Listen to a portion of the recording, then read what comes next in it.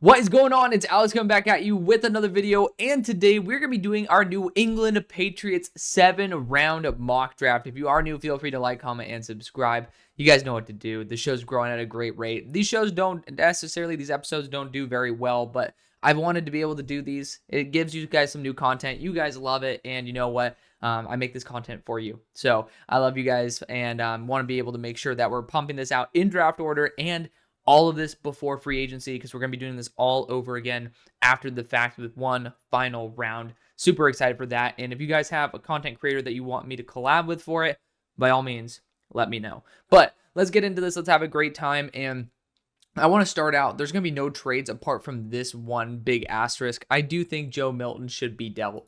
And not for you guys necessarily, but I think it's just very realistic in a poor quarterback class that some team is going to want them. And I'm just going to rock with the trade I did literally yesterday. And that was, I think, 133 for, if I was not mistaken, 218 in Joe Milton. And Giants fans seemed pretty chill with that. So I'm really happy with it as well. It essentially values him out at a particularly solid level, probably around like a 4th or a 5th round pick in value right there, closer to that 5th round in terms of value. So for 5th round value, I think that's pretty damn awesome. And especially for a player that you took a bit later than that didn't have a lot of faith. And plus, regardless, we end up getting a new pick for us to be able to enjoy. So I'm super excited about that. Need to make sure that I actually clicked it. I'm so stupid, guys. We are going to be making sure that we end up getting that selection first off. Give me that. Give me that shit. Oh, did I just not force the trade through? Dumbass. Look at that. Look at me being stupid off the bat. We forced that trade through. Now we have 133. There we go. Okay, number 4.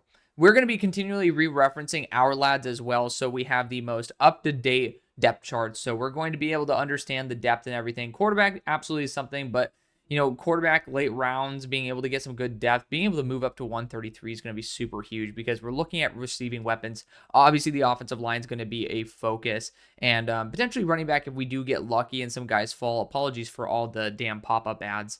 Like, our lads goes fucking nuts if you end up having an ad blocker. I try my best, but regardless, we also need to look at that defensive interior. Christian Barmore is not necessarily healthy enough, in my opinion, to garner enough for me to be like very confident on the defensive interior, which is kind of showing you guys where I'm leaning with this first overall pick. But I also do believe you could look at a Sam linebacker. I know that's not necessarily the biggest position of need, but I also think that boundary corner spot. You guys could absolutely get Jonathan Jones back, but I honestly do believe you still need to have a rotation of 4 cornerbacks. I have no idea what the hell these brands are either, by the way, but I really do think that another pass rusher as well can absolutely be it can be an asset to this squad. And of course, when you do have a head coach like Mike Vrabel, you're going to be looking to add said capital. So let's get into this, and starting off with the number 4 overall pick, we have Travis Hunter and Abdul Carter come off the board. So super intriguing start of the run to this, and of course, it's potentially going to happen like that, right? Cam Ward could be one of the top 3 picks. Travis and Abdul could be the other 2. So this is a very realistic fall of the board. I would not expect Abdul Carter to fall to this point. This is a live mock draft as well. I'm going to be looking at Mason Graham pretty heavily here. Defensive interior is a pretty deep class, but I honestly think it's relatively overrated in terms of like what you can end up sniping at 38 given the positions that we need.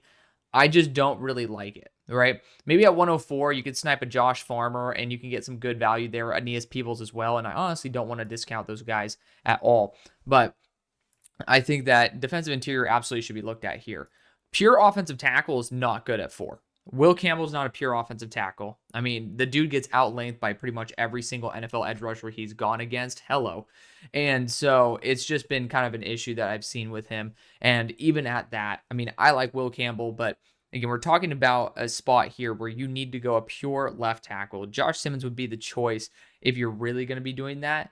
I just don't think that at the moment, given Josh Simmons coming off a season-ending injury, you see where he's at on my board, that is pre-season-ending injury. And even if the medicals check out, you still need to evaluate that a little bit, but I like to give you guys a complete transparent view of what I think of players. It's not a predictive board, but it is just basically how much I love certain players. I'm going after Mason Graham here to provide that explosiveness on the interior. Christian Barmore's health is extremely unreliable. I personally think that's the best position to target. At number 38, we have a couple options here. Io Maynor is an incredible fall to us. I did not expect that to happen. And technically, yeah, he's at 36. We're at 38. Whoop-de-doo. But it's pretty much down to the offensive tackles and the wide receivers, right? And so, can we play Moneyball and get one to fall to 69? I don't think we can. And I try my best not to continue recycling the same players over and over and over again. And, for that reason, I would be looking at Ursary or Donovan Jackson here, which I believe I took Donovan Jackson not too long ago as well in one of these. But again, this is where, again, you could end up swapping in Ursary or Jackson because I love them both. And I think both of them would work really well for the Patriots here. And I think both could work as even guards in the short run. The question is, which one do you have more faith in? And Donovan Jackson has shown so much progression for how little experience he has as a left tackle. But at the same time, do you want to continue going with the growth curve? Kind of the same argument for Ursary, except he's been playing left tackle for a lot longer. So the ceiling is higher on Jackson, but Ursary is honestly a really good tackle. He gets the short end of the stick. And it would be great to go after Io Maynor here and kind of kick the can down the road for tackle, but we saw in the Super Bowl kind of what happens when you do that. And so we're going to go after offensive tackle here. Neither of these guys will be available at 69. So feel free to choose which one you like the best. I'll go Donovan Jackson here for the reasons I stated, but I've done in the majority of my mock drafts going after Ursary in the second. All right, at number 69, we're back, and we've got Mason Graham and Donovan Jackson. I think it's a good spot to be in. The player I'm looking at right now heavily is Jalen Royals and Max Hairston. Now, we have a pick sitting here at 77. What is most at risk, wide receiver or corner? And looking at this, I see a lot of wide receivers in this mix. And Jalen Royals is good after the catch, but he's also at that 6 foot, 200-pound range, which is good because you don't want another guy to be, a Pop Douglas build, right? You're not going to go after Bond. You're not going to go after Johnson here. You want someone maybe like Pat Bryant, like in a great world. But of course, we can take a swing later on a Caden Prather if we want.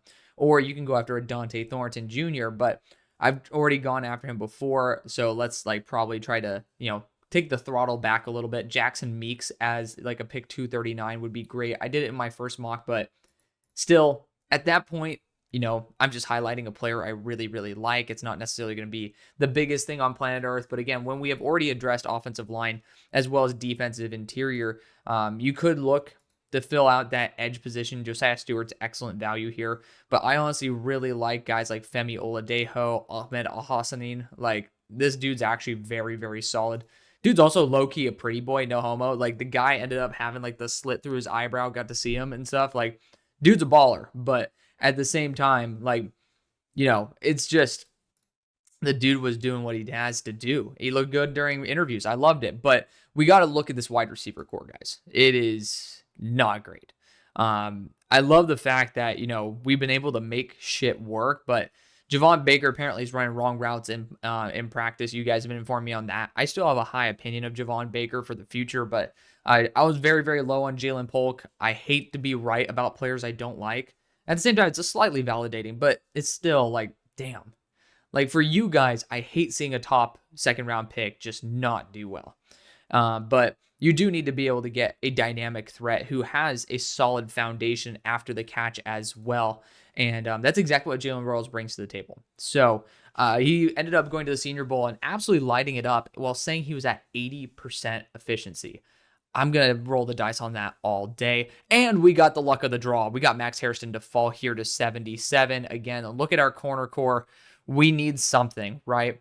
I mean, even if you bring Jonathan Jones back, a true rotational corner is necessary. And if we're going to be able to snipe it here at 77, I call that a win all day.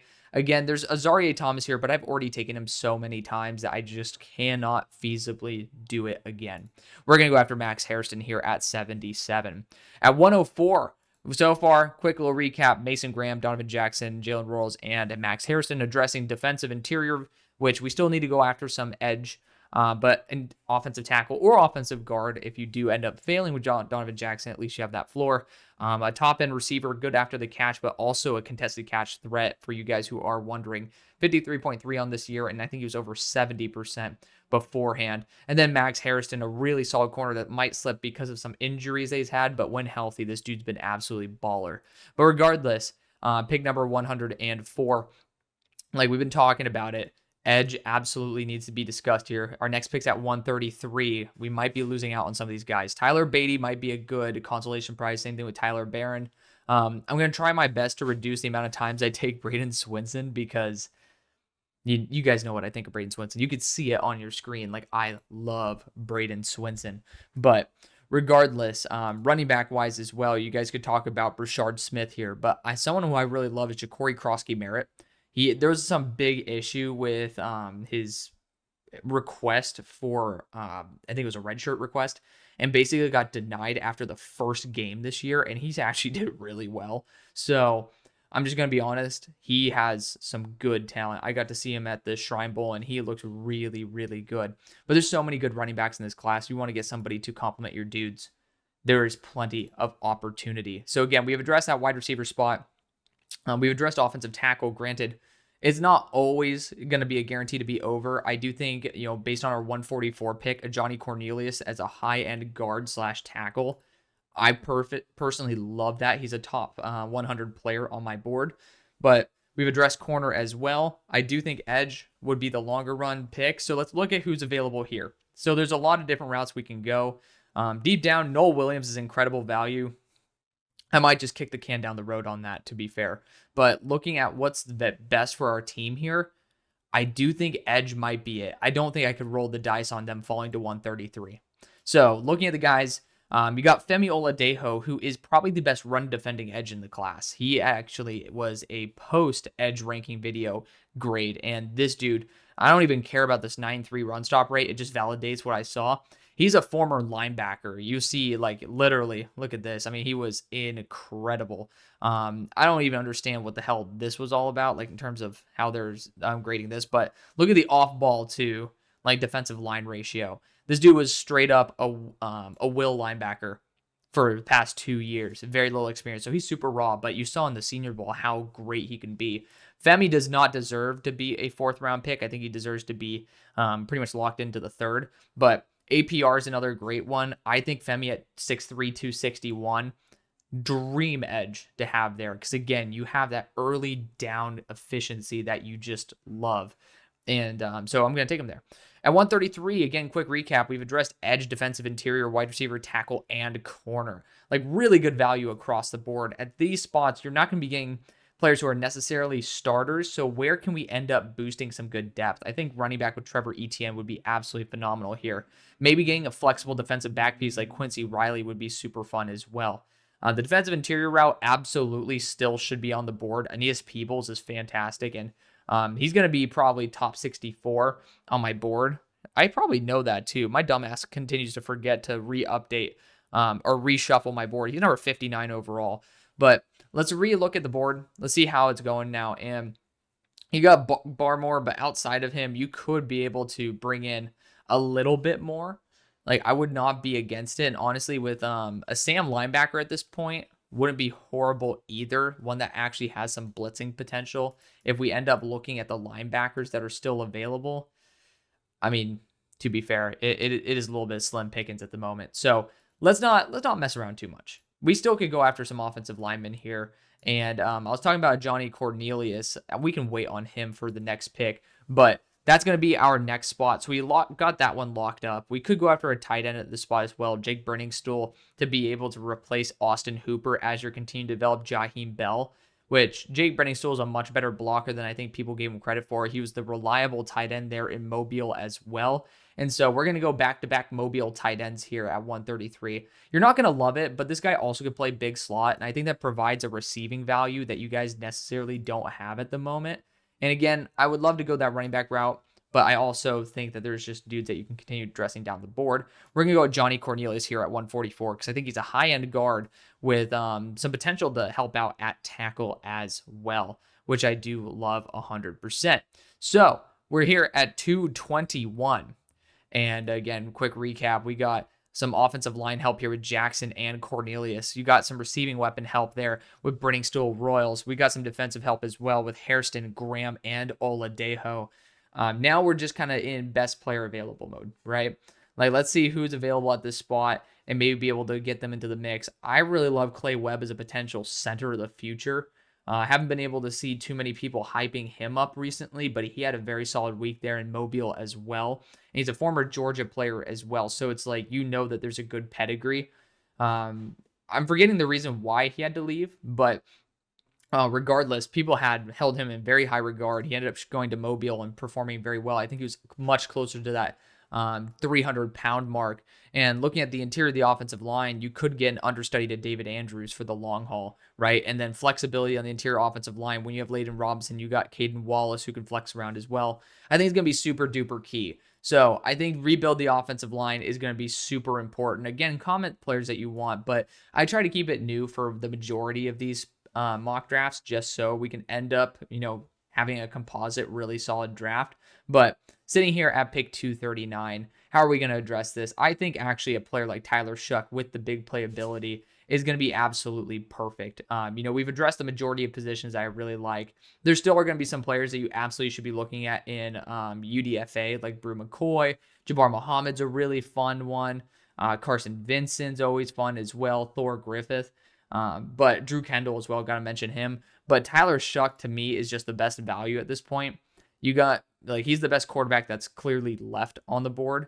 And so I think that especially since we got rid of Joe Milton, this is going to be perfect to add that depth. So we pretty much flopped our quarterback from, pretty much a 6th round pick. And we pretty much took a 6th and a 7th round pick and flipped it for a 4th, which I think is great. But here we go. Quick little recap of everything that happened. We got our defensive interior fixed up with Mason Graham now being able to cover for when Christian Barmore has some health concerns. We got our left tackle of the future with Donovan Jackson, and we got some guard help, even some potential tackle fill-in with the Johnny Cornelius.